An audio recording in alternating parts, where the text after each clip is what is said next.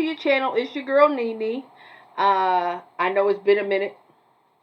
I know I've been disappeared for a moment. Had to take care of some personal stuff, but your girl is back. I know this is mad late. You ain't got to tell me. I know a new episode is coming tomorrow. I'm going to try to put that new episode on uploaded by maybe Friday. Okay, just things I had to get done. But if you're new to my channel, welcome. If you are not new to my channel, welcome back. Okay, I need you to do me a favor. I need you to like, share, subscribe, hit that notification bell so you can know any and every time I'm going to be posting up my videos. So, without further ado, here is my thoughts. Just a little commentary, a little chuckle of Sisters, season 7, episode. Which episode was this? Yeah, episode 4. Death becomes them.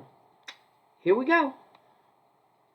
So the episode starts off with we're at Andy's office, and we're pretty much seeing the shoes. Okay, so let me first start off with this. When they had the preview, I'm not even gonna lie to you. I thought they were gonna be Hayden, or I don't think it was Gary.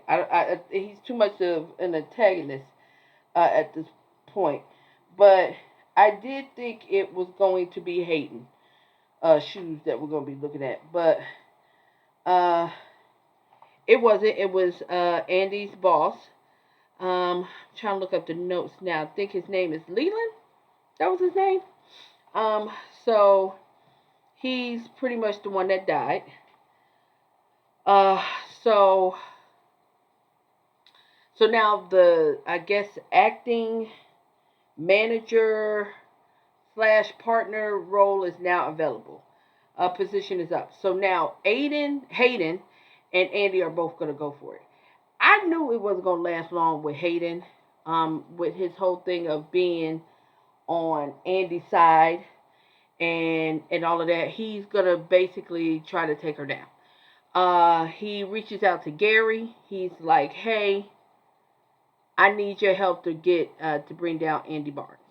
Okay, and he really is showing how he's a snake.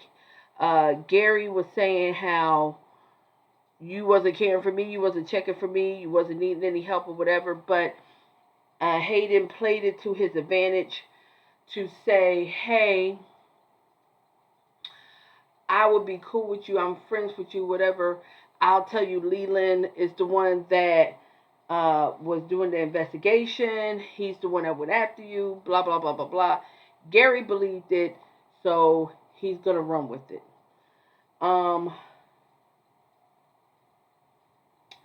I don't understand why Gary would trust Hayden. I don't know why Hayden would trust Gary. Like, he threw you under the bus. Like, he ain't had no time of day for you, but now you're going to really sit and chill with him. That don't make no sense. Andy talks to Fatima about it, about being a partner. She really wants the role. She's going to do all that she can do to get the role. So we should see how that goes. I don't know. I'm not too sure how that's going to go. But we should see from here how that's going to go. Moving right along. So the next scene that we go to is basically Zach. When I tell you I want to be that person, I want to be able to go to my old job and be like, "You miss me, don't you? I don't miss this. What's up, y'all?" Like, not to gloat or anything like that, but just to know I don't have to deal with that stress that the job had gave me. And like, I moved on to something bigger and better. I'm able to financially support myself without dealing with these people. Like, I would want to know how that feels. But basically, Zach is really contemplating whether he should get this paternity test. Okay? And he's not too sure if he wants to do the paternity test. So he goes to his old job with Danny, of course. And Danny's between a rock and a hard place. So she's cool with excuse me, not Sabrina, with Karen, and been cool with Karen since college. She met Zach through Karen. However, as you know, when he would get kicked out or whatever, he would go stay with Andy. So they got a friendship. Um, Now this is where it's like a touchy subject. I don't think it's right.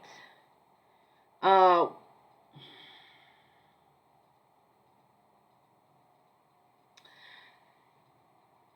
I'm torn because she didn't really put her out there and say like she's a loose woman, as my son would say, a loose woman. He didn't. She didn't put it out like that. That's not what Danny. But Danny did. Like Zach was like coming to her for advice and said, "Do you really think I need to get this paternity test? Because Fatima's really on me." And Danny was like, "Yeah, if I was Fatima, I would want you to get that. I would want you to be sure, especially before you start spending all this money and stuff. You need to make sure that you are sure. You're talking about putting a fund together. Like that don't make no sense. Like, yeah, you need to go ahead and get a paternity test." So, um, so I don't know. I don't know if I feel bad. I really don't. I think I would have worded it differently than Danny did. I would have been like, "Look, Zach, I'm not in your mind. Karen's my girl, as you know that. I'm not thinking that you're not the father. Um, However, for your peace of mind, if I was you, I would do what is best for me in my relationship. I can't tell you whether to do it or not. Period." But Danny was like, she was with the preacher man. Ain't no telling if she wasn't, if it was just the preacher man. And I get what Danny was saying because, truth be told, Karen is the most judgmental of all the friends, and she always got something to say. But girl, you technically still don't know who your baby daddy is. You judge Danny about having promiscuous relationships or having a hot girl summer or lukewarm winter, whatever she was doing. But you was out there dipping it low and spreading it wide yourself, ma'am. So you can't. I don't understand. Their friendship is really weird to me. Um. So yeah, that's that on that. I don't know. Y'all let me know what y'all think. Okay, so we talked about Zach. We talked about Danny. So now we fast forward. The next scene, if I'm not mistaken, I'm looking at my notes, is Karen. Okay. Like I said before, Karen is the most judgmental one of them all. Okay. So Karen is at her shop, and I'm a little confused. Like, is this still the grand opening, and everybody just went back to work? Like they only like the grand opening was like in midday or whatever? Cause Danny went to work. Um, Andy went to work. Sabrina went back to work. But anyway, you look at it. So what's that young man name? Hold on. UPS man. What is UPS man name? Hold up. I'm trying to see. Hold on. Let me look. I don't know. UPS man. I think his name is Trey. It might be Trey. I'm not too sure. But anyway, he comes to bring another package. Pam says it's for her. She says she paid. She got a business loan or whatever. And Karen's like, that's not really easy to do and all of that. You got to pay that back. And Pam's like, I know. Like, stop acting like Pam don't know what she doing. She just don't like to work. She just she like to procrastinate. She like to just chill. But I can guarantee you she got her business down. But he was talking to Karen, and I don't get the fact that because he's delivering packages, he was like, yeah, you got to do this and economics and all of that. I learned that when I went to school for business, went to college, and Karen's like, you went to college? And he was like, yeah, just because I'm from the hood or ghetto or whatever you might think of me, and the fact that I deliver packages don't mean I didn't go to college. Which again shows you the type of mentality Karen has. You sitting here trying to act like you so much better than anybody. You don't know who your baby daddy is.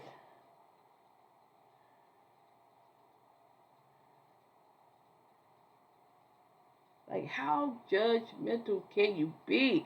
I don't get it. Like, when I tell you Karen gets on my last nerve, she gets on my last nerve. Like, just when I try to like Karen, she pulls something like that. I'm about sick of her. So now we're with Sabrina and her boss, Paige. When I tell you Paige has got to be the most aggravating lady ever, she always got to add herself in. Like, I don't, she's aggravating. Like, go sit down somewhere. Um, but then I don't understand. So what I'm not understanding about this is Sabrina is an assistant branch manager, and her manager is a branch manager. So their boss came and said that they're looking for a branch manager. Like, I'm confused. Like, is the lady not a branch manager? Is there another bank location that's looking? I have to go back. I don't remember, and I'm lying. I'm not going back. But anyway, she's like, hey, there's growth opportunity, and basically I'm going to pin y'all against each other in the Hunger Games because I was wondering if you two would be interested. You know Sabrina interested in the opportunity. You know she need a check. You know she needs some more money. What? Who wrote that part? Y'all gonna make it the Hunger Games now? That they gotta now go uh, toe to toe battle gladiator style for this position. Like, the lady walked in there, she was like, yeah, that's an opportunity. Yeah, we need another branch manager. And I was thinking about both of y'all. And Sabrina's like, yeah, I'm interested. And her boss Paige is like, well, I mean, lack the experience. Lack the experience. She was just a branch manager. What experience is she lacking? Oh, she made my ovaries itch. And so they're both interested. And the boss is like, I'm glad to hear that. I was hoping both of you ladies would say that. Lady, why are you sashaying? And why are you making this the Hunger Games? Just for this little position? See, this is what I'm talking about with corporate America. This is why people lose their mind at the job because they do stuff like that. Why are you making people battleground Galactica each other for a freaking position at the bank? I'm over it. I'm over it, I say.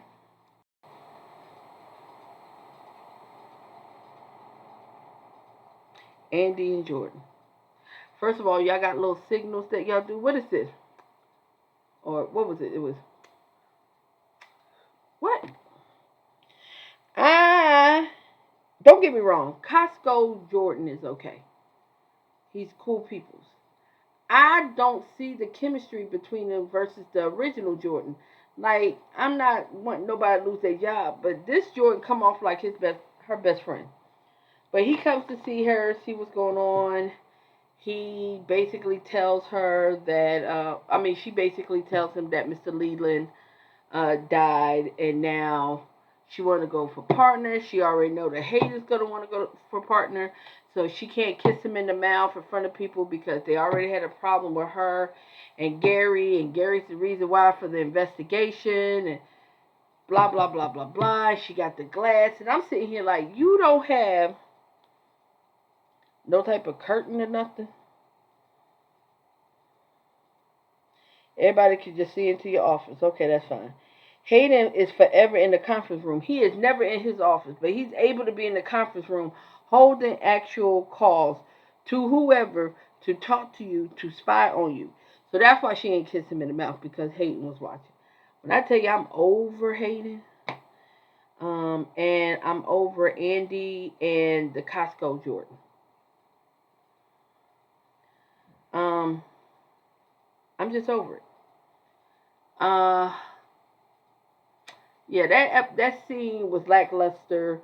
He says, yo, I'm taking you away from here. And for some reason, Andy acted like she was ditzy and ding ding, that she thought he wanted her to quit.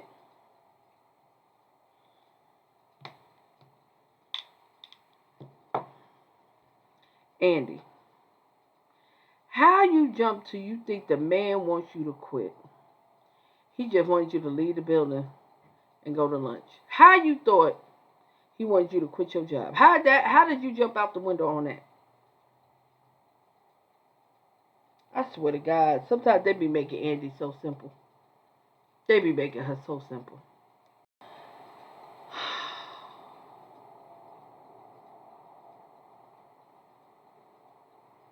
Penelope walks in on Gary saying that B gotta go down.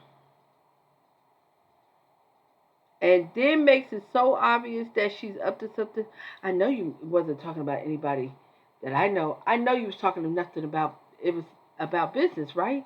Absolutely. I think we should work together. I think we should try to build this relationship and get back together. I think we should move back in together. Child, if that did not sound fake and far-fetched.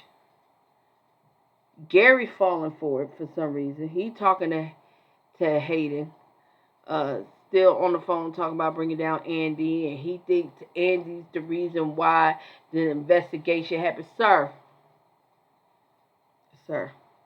you are very obsessed with Andy. And at this point, I would say, no, I think it is true. It was Leland. But the way the writing's going, heck, Andy could have dropped the dime and Leland picked it up. Oh my God. Penelope and Gary's scene irked the living daylights out of me. Um, he was like, he got to take this call in the hallway. She was like, okay. She goes rambling through his stuff. She don't see the insurance information or none of that the guy changed to make Gary the beneficiary. She don't see none of that. She see a second passport, and she says, "Let me call Andy and talk to her on the phone," and then say he's living a double life. Didn't we already establish he was living a double life? Did he or did he not have a wife with children, and then got with Andy, and then the wife tried to kill Andy, and then tried to kill him, and shot him, and then they held out for like a whole episode to make us think that Gary was dead when Gary wasn't dead? Didn't the wife come to Andy's job and try to fight him? Didn't Andy and Costco Jordan and Penelope all find out together in a actual makeshift friendsgiving or friend cookout or whatever, that Gary was seeing Penelope and Andy? So why are you sitting here saying he's living a double life? You already knew that. Oh, you irking my nerve, Penelope. And if you keep holding your hand like this underneath your stomach, child, I know something. Oh, it's irking me. How you did not. Andy, it's not. No, it's not okay. It's not okay. He's living a double life. He has a second passport. You knew he was living a double life. Andy's like, just put it back. Don't worry about it. We'll take care of it. Like, child. Stupid. Okay, so Karen's mama comes there to feng shui her office. Karen's now feeling guilty that she judged the man and think that because he is young and working and paying his bills and doing something other than standing on the corner, she is so distraught that she didn't think he would hold a college degree. Somebody could say the same thing about you. You went off to college to have a actual beauty salon. You could actually been a kitchen beautician. You could have went to a trade school. You didn't have to go to a 4-year college to have a salon. So somebody could look at you as a salon owner and not think that you went to college. Why does she think herself better than everybody? Her mother has a come gather me moment, but is gentle with her because she's pregnant. But tells her, hey, if you basing everything on Zach. Now I'm like, how this got to do with Zach? Zach ain't delivering no packages. She kept saying Zach was a bum. So because of Zach, she now thinks every brown skinned, light skinned man is no good.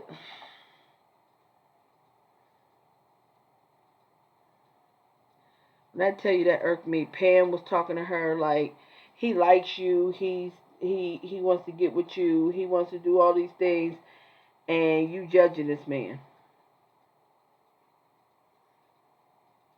I don't understand how Karen has the right to judge anybody. Because again, did anybody forget she was sleeping with the son of a preacher man and Zach at the same time, and don't know who her baby daddy is. She don't know if the baby gonna come out looking like Zach Attack. She don't know if the baby gonna come out holding a Bible and be a Bible thumper with a bald head and a mustache and a goatee and a whole beard. She don't know.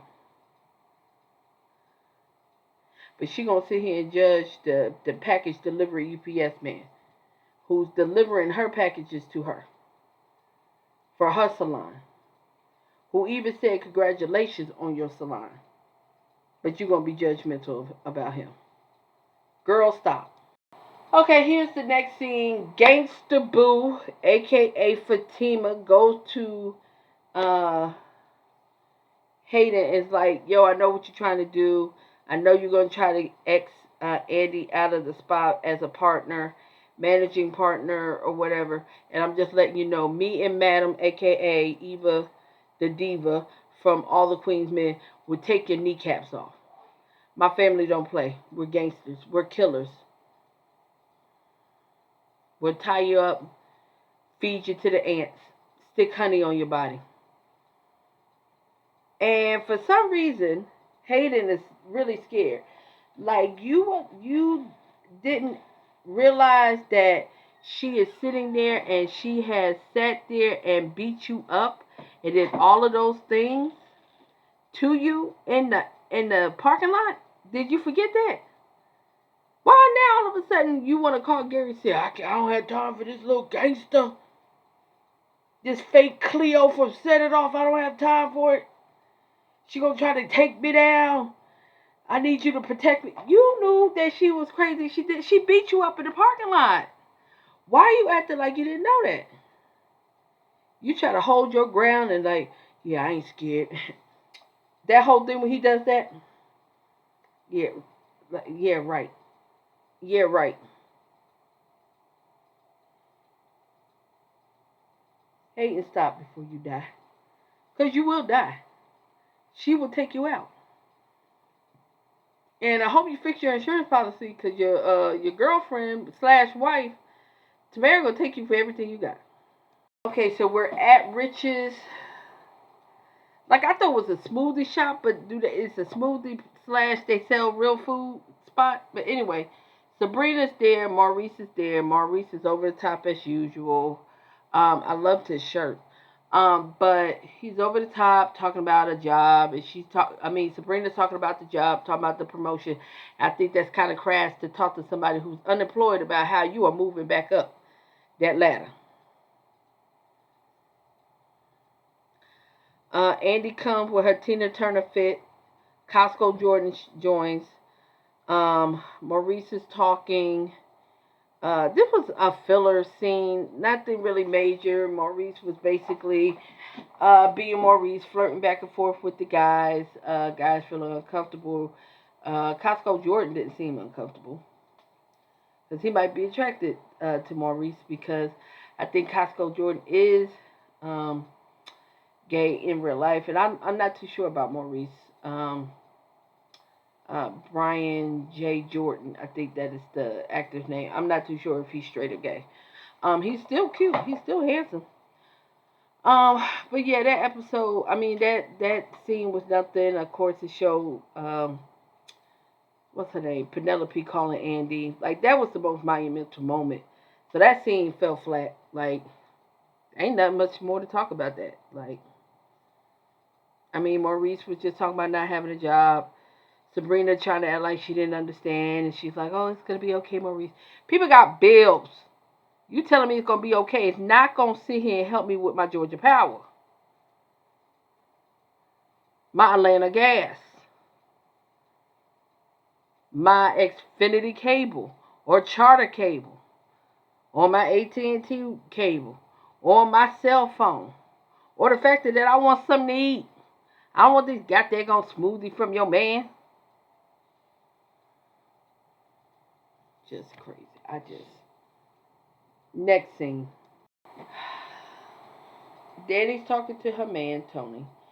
She's telling him that Zach wanted advice. Zach needed to know what to do. She basically flat out said, I told him go ahead and get the paternity test.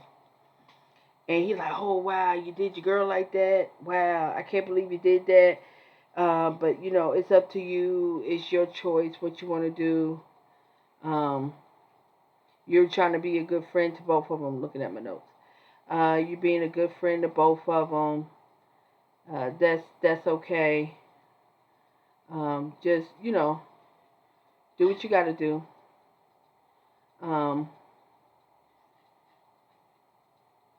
Like, do you need the time off with you now? I'm thinking I didn't realize that her man was her boss.